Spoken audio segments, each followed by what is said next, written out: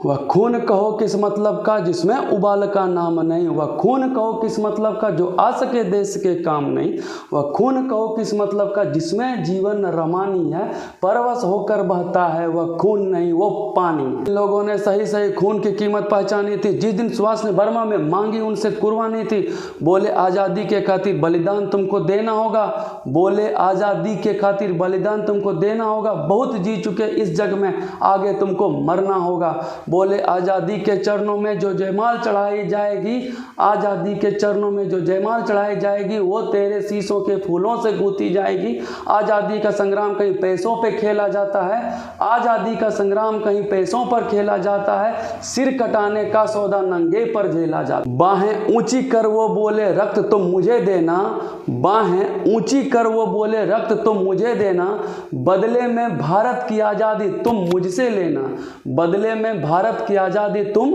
मुझसे लेना। हो गए सभा में उथल पुथल सीने में दिल न समाते थे, हो गई सभा में उथल पुथल सीने में दिल न समाते थे, स्व हिंद के नारे से कोसों तक छाए जाते थे। कि देंगे रक्त बस यही शब्द सुनाई देते थे, रण में जाने को युवक तैयार दिखाई देते थे, बोले सुभाष वो आगे आए जिसके तन में भारतीय खून बहता है, वह आगे आए जो खुद को हिंदुस्तानी कहता है, वह आगे आए जो खूनी हस्ताक्षर करता है, मैं बढ़ाता हूँ कफन आगे, वह आगे आए जो इस कफन को हंसकर अपनाता है। सारी जनता हुंकार उठी, हम आते हैं हम आते हैं, भारत माता के चरणों में अपना रक्त चढ़ाते हैं। उस दिन देखा साहस से भरे युवक को बढ़ते जाते थे, चाकू छुरी और भाले से अपना रक्त बहाते थे, फिर उस रक्त की सिहाई में अपनी कलम डुबाते थे और आज़ादी के फरमाने पर हस्ताक्षर करते जाते थे। हिंदुस्तानी विश्वास नया जब भारत के महावीरों ने लिखा खून से इतिहास नया, जिस दिन भारत के महावीरों ने लिखा खून से इतिहास नया।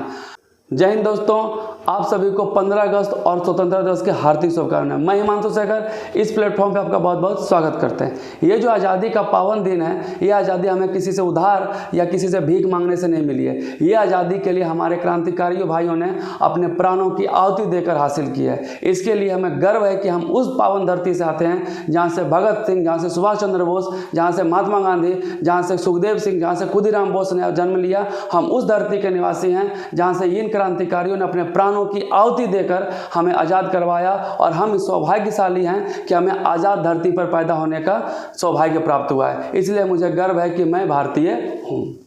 देश की पहचान सिर्फ ये नहीं होती है कि सैनिक बनकर सिर्फ जाके सरहद पर जाके सेवा करे, वो है सच्ची देशभक्ति। सच्चे देशभक्ति के मायने अलग अलग भी होते हैं। जैसे एक भारतीय, एक सच्चा ईमानदार व्यक्ति अपने निष्ठा से, अपनी ईमानदारी से अपने समाज, अपने परिवार, अपने देश के प्रति समर्पित हो, वो है सच्ची देशभक्ति। एक शिक्षक अपने छात्रों के उज्जवल भविष्य और उनके सेवा को आगे बढ़ाने को लेकर काम करे, ना कि पैसे के लिए काम करे, वो है सच्ची देशभक्ति। एक पत्रकार अपनी पत्रकारिता को ईमानदारी से करे, वो सच्ची देशभक्ति।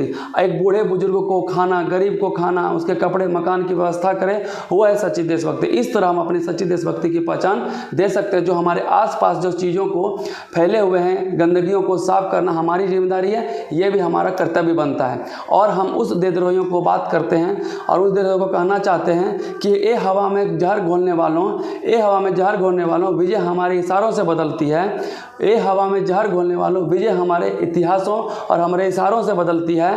तुम क्या बदलोगे हिंदुस्तान की तस्वीर, हमारे दिल में माँ भारती बसती है, हमारे दिल में माँ भारती बसती है। की बात करें तो महिलाओं को आरक्षित नहीं बल्कि साक्षरित बनाने की ज़रूरत है, साक्षर पढ़ाने लिखाने की ज़रूरत है। क्योंकि इनके ऊपर बढ़ने वाली समस्याएं, कन्या भ्रूण हत्या, बाल विवाह, यौन शोषण, न जाने दहेज प्रथा जैसी कितनी समस्याएं बढ़ती जा रही है। राष्ट्र का सपना तब साकार होगा जब हमारे देश के गरीब किसान को उनका घर, उनके हक का भोजन और उनके खेतों तक पानी पहुंचाई जाएगी, तब जाके हमारे राष्ट्र का सपना साकार होगा। हमारे राष्ट्र का सपना तब साकार होगा जब हिंदू, मुस्लिम, सिख, ईसाई सब मिल करके अपना देश के प्रति सर्वोच्च देंगे, तब जाके हमारे देश का सपना साकार होगा। हमारे देश का सपना साकार तब होगा जब यहाँ के कॉलेज, स्कूलों को एकेडमी नहीं बल्कि शिक्षा का मंदिर समझा जाएगा, तब जाके हमारे देश का सपना साकार होगा। हमारे देश का सपना तब साकार होगा जब आइंस्टीन के साथ महात्मा गांधी, सुभाष चंद्र बोस, भगत सिंह, सुखदेव सिंह, खुदीराम बोस, इन सारे क्रांतिकारियों की जीवनी पढ़ाई जाएगी,